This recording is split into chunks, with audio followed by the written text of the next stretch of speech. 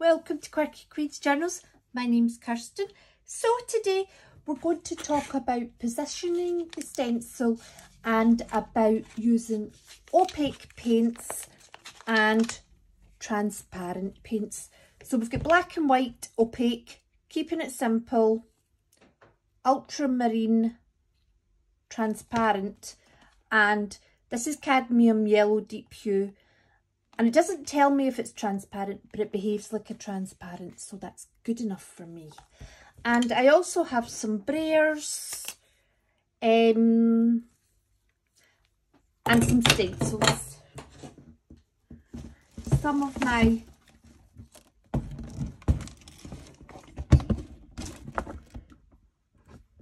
homemade stencils. You can use any stencil for this though. Anyway, I hope you enjoy. So the first way we're going to use the stencils today is putting them on the gel plate before we apply any paint. This way gives you quite a sharp block shape. So this is good for, like, you know, a focal point because it will really stand out on the gel plate. On the finished painting, you know, compared to other methods. I'm just putting some sgraffito and some texture in with some of my aluminium foil plates and the tiny silicone wedge. I only do that a couple of times. So we started with the opaque black paint, so that's solid, and we're covering it with transparent paint. Now this paint is past its best. You can see it, it's not got a flow to it. I'm probably going to add some flow medium or glazing medium or something to it to just help it back to life a little bit. Anyway, that's not the purpose of this video. So putting the paper on, let it dry obviously, and the black opaque paint had dried before I put on the cadmium yellow paint. So you can see there that what we've removed with the texture and with the stencils, we've got a very high contrast picture, very defined shapes.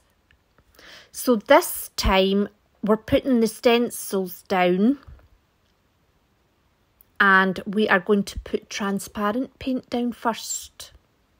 So this is yellow transparent paint, and then when this is dry, I'm going to lift this with black opaque paint. Now, when we use the black opaque paint first, the yellow on the empty spaces of the gel plate showed up very, very well. But with this method, with the black opaque paint over the light coloured transparent paint, you know, it's very unclear. It's very, the yellow's very subdued. It's almost not apparent that it's there. However, this sort of method can help add a bit more depth to the black paint, because you can have, it'll give slight tonal variations. There will be hints of a slightly different value, a sort of shape appearing in the black paint. So the first way was great for a very clearly defined high contrast image, and this method is great for adding a bit of depth to a more single coloured image.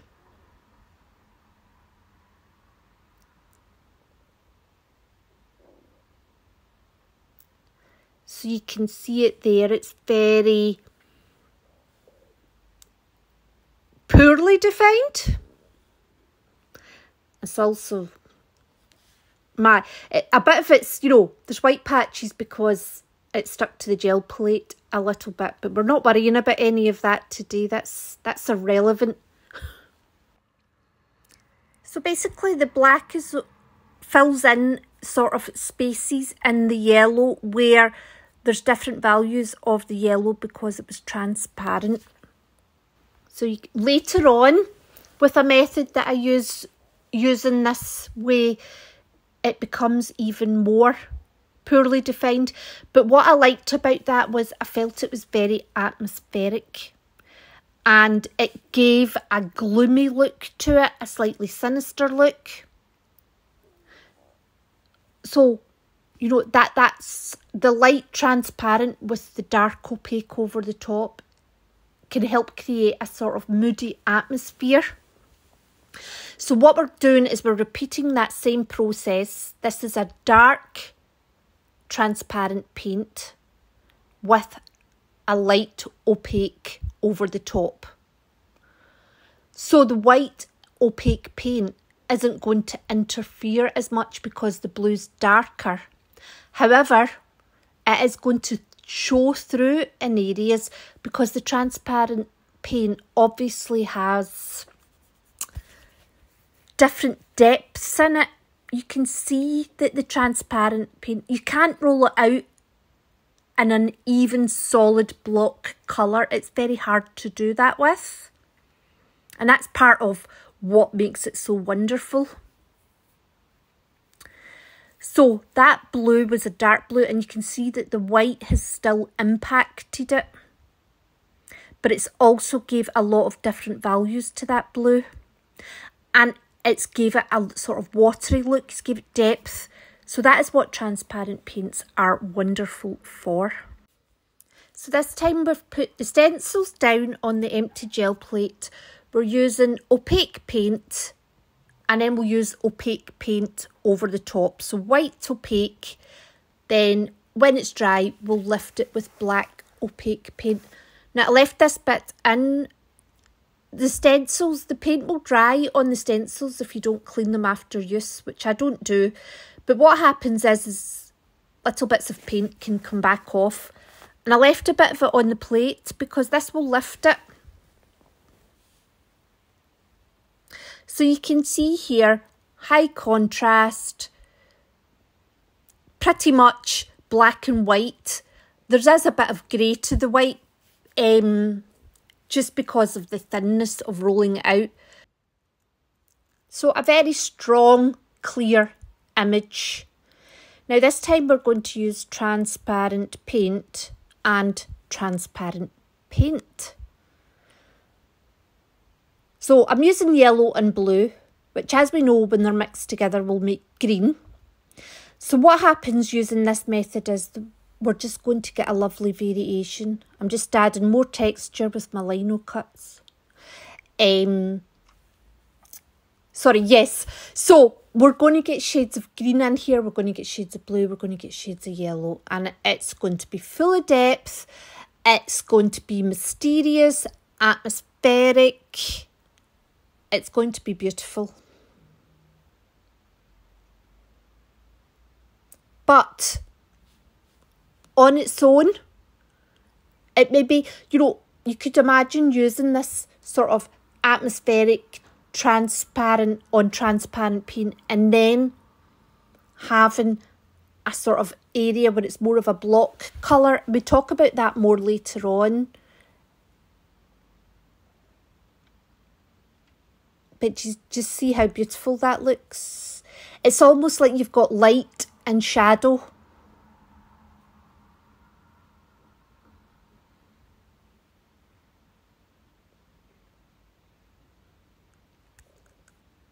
It's very earthy looking as well, but that's probably the colour choice. So the second way we're going to do it is put down a layer of paint and then the stencils on top. Now, I love this method for line work. I think it just gives lovely, lovely, almost like a draw, as if it's been drawn look to it. So we're starting off with opaque paint. We've put the stencils down and we're removing the paint that's around it, around the stencils. I probably leave this on a bit long. So what happens is we're kind of almost pushing the stencils in a bit by you know, pressing down with the paper. And you just get a lovely line that goes round the outside. Now, depending on how much paint you remove, you could, you know, little bits of the white paint lying about the gel plate can give a nice printerly look to it. And also, around the stencils, you know, leaving a thicker border can look like a thicker line. You know, like as if you've used a thicker pen nib. Also, the stencils themselves, now I reuse these a lot. And what happens is the paint build-up sort of starts to add in texture. And then also, the more, I always get this mixed up. The amount of times you've used it as well can affect how much of the paint stays on the gel plate too from it. And you can also do things like, I showed it in my last video about, you know, adding texture by using a bit of the aluminium foil tape and scratching into it and stuff like that. I will link it in the description. So there you go. So we've used opaque and opaque. We've got clearly defined images, block colours, kind of. But we've got some variation in the way there's texture basically in where the stencils were with a clearly defined line going around it. So this time we're using the black opaque paint. We're removing the paint after putting the stencils down. Now that stencil with all the holes in it has actually got a bit of something stuck underneath it. And the way that that's overlap has happened is it's just beautiful. The line work on it's beautiful. You'll see it here. So that was black with the yellow over the top. And this time it's worked very well because the yellow's sort of filled in the sort of texture spaces within where the stencils had laid. So I just think this gives lovely sort of drawn images. It gives that more painterly look to it. It looks more handmade, whereas with the block colours, it's a bit more, that's the shape. Whereas with this method, it's kind of, there's the shape and there's everything that's going on in the shape. I hope that makes sense. So, transparent yellow, and what I've done this time is I'm going to show you with a lighter paint, a lighter opaque and a dark opaque. So this yellow will more or less disappear under the black, but you will see there's just slight, you can tell there's something there. So could you imagine doing a few layers of different colours that you were using elsewhere in your painting and picking it up with that black paint? You could have a lot of variety in that black. I just think it's really lovely. I also like how there's a lightness with the transparent paint shapes, whereas they look more static with the when you make the shapes with the opaque paint, and we'll see that more later on.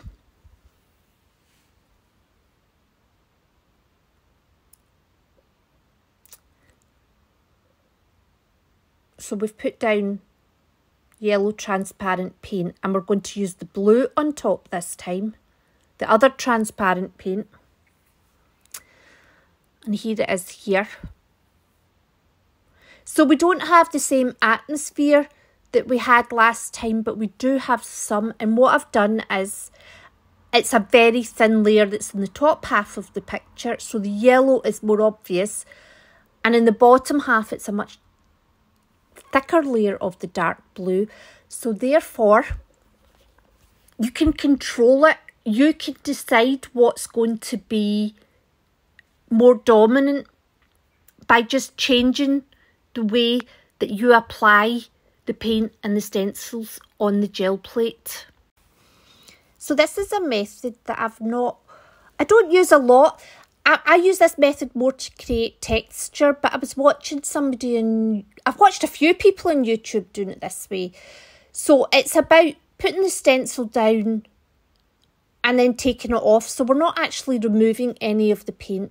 So we put the paint down first and then we use something, whether it's our fingers or our brayers, or if somebody has an even better method to do this, please tell me. So Kerry the Crafter calls it kissing when he does it with paper. So that's kind of what I'm doing, but I'm doing it with stencils. So what happens here is the stencils are overlapping each other. They don't need to, but they are.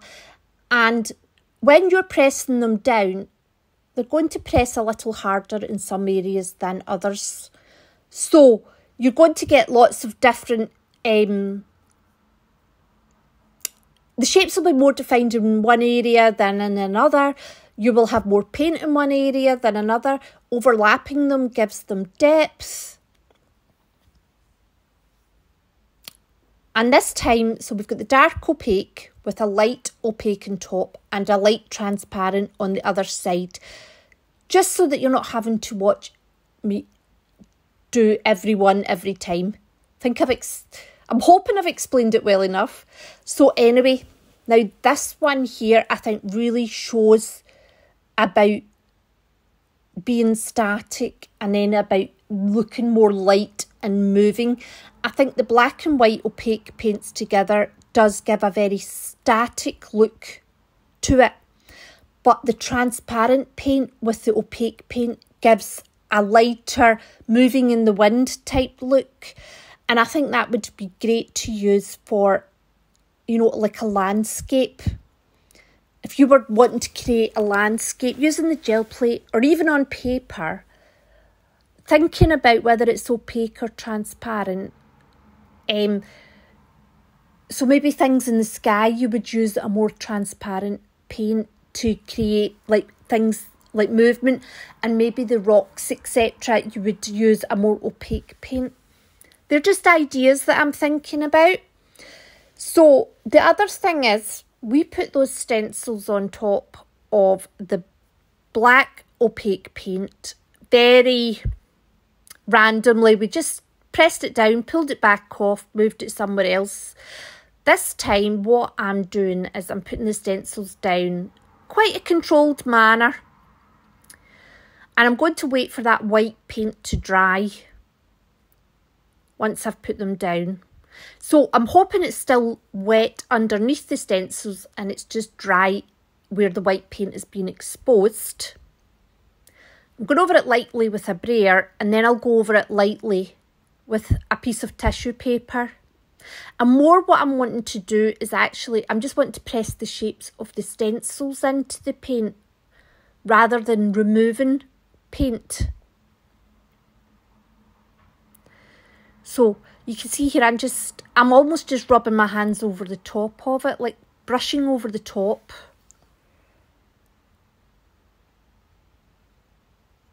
And this again gives a very solid, still, static image.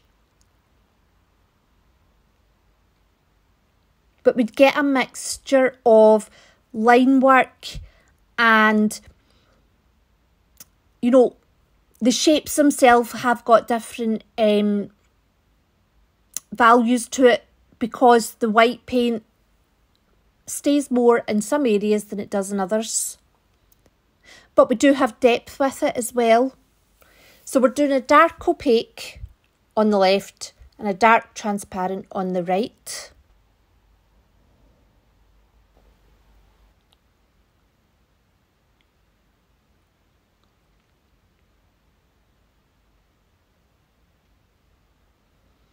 Now, to me, I felt that the black and white probably looked slightly more solid, but I think overall the whole image was quite solid, and the transparent and the opaque paint didn't make much of a difference.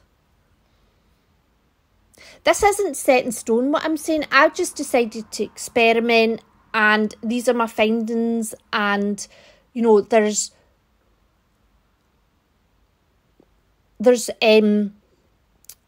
it's just different ways to be able to use it to make the gel plate do what you want, to create the images you want with a bit of knowledge around, you know, okay, so I want to create, you know, grass blowing in the wind. So you'd maybe have where the grass meets the ground more opaque, and more maybe put the stencil down before you put the paint down, and then for it blowing in the wind, you would maybe put the paint down first and then the stencil and use the transparent paint.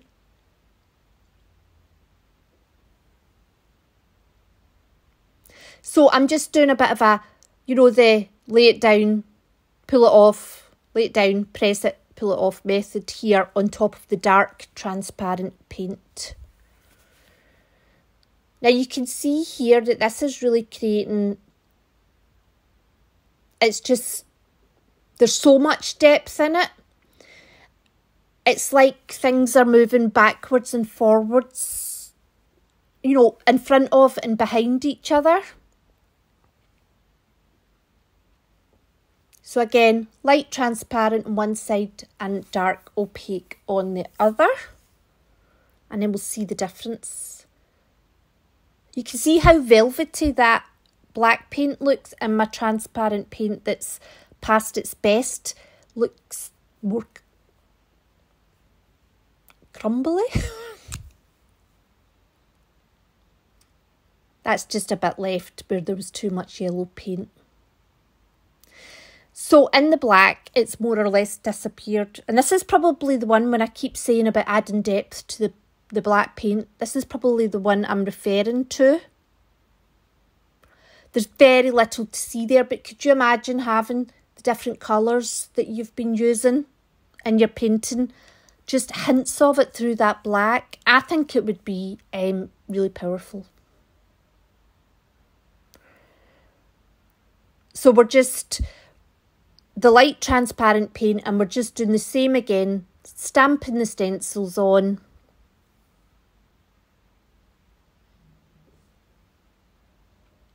And this time we're going to lift it with the dark transparent on the right and the light opaque on the left.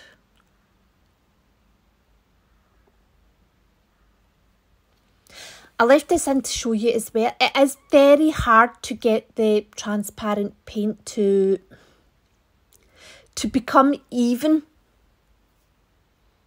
You've always got little shifts in the colour spread. And yet the white, because it's opaque, it just moves over it and that's it. So when I first started painting, I probably would have kept pressing at that blue and think there was something wrong with it. And it's just to do with the behaviour of the paint. So I do rip it here, but I save it at the other side. So I think that yellow paint was probably still a bit wet when I've put these colours down.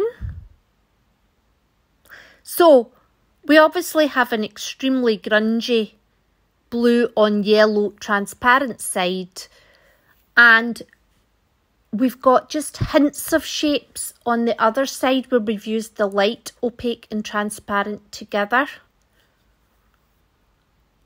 I do love how grungy that looks, but I'm a bit disappointed we didn't see what the actual effect would have been.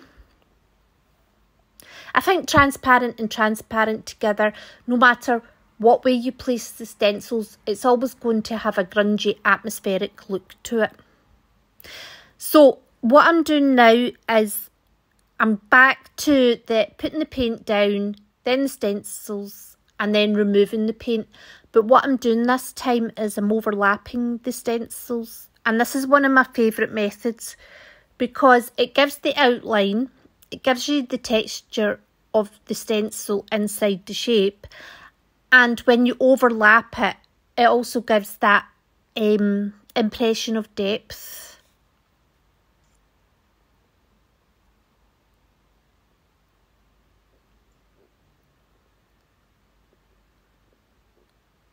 It's also nice sometimes to have that. You could have your focal point. If you were doing a focal point, you could have it as like a stencil that's quite blocky, or using one of these other methods, but you're putting it down in quite a controlled manner, and then you can have like sort of background blurriness where you're just randomly using the same shapes. So you'll have cohesion, but you'll also have variety.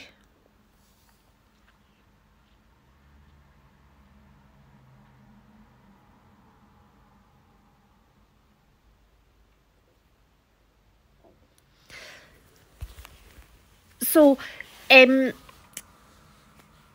this is something I'm going to do a lot more of. I mean, I'm always kind of thinking about ways to use. I love the gel plate, and I'm always thinking about new ways to use it. Not even new ways. I'm not talking about reinventing the wheel. I'm talking about, you know, with what we already use on it, and just trying to break it down and learn it properly and seeing what it actually does, so that I can then use that to my advantage to create what I want.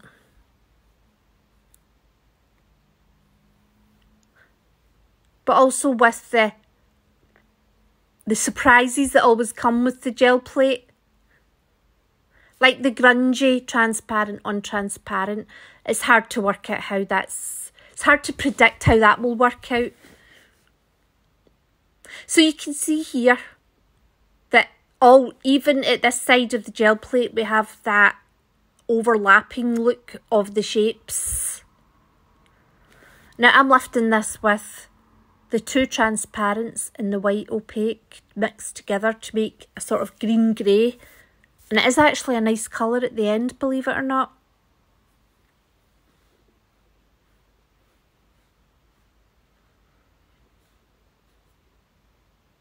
I didn't think it would overly matter whether I used the transparent or the opaque to lift it, so I just used them all.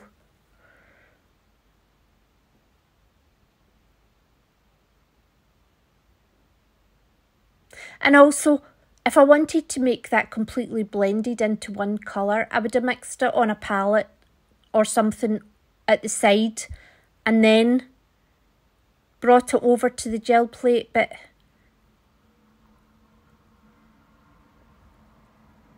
not today.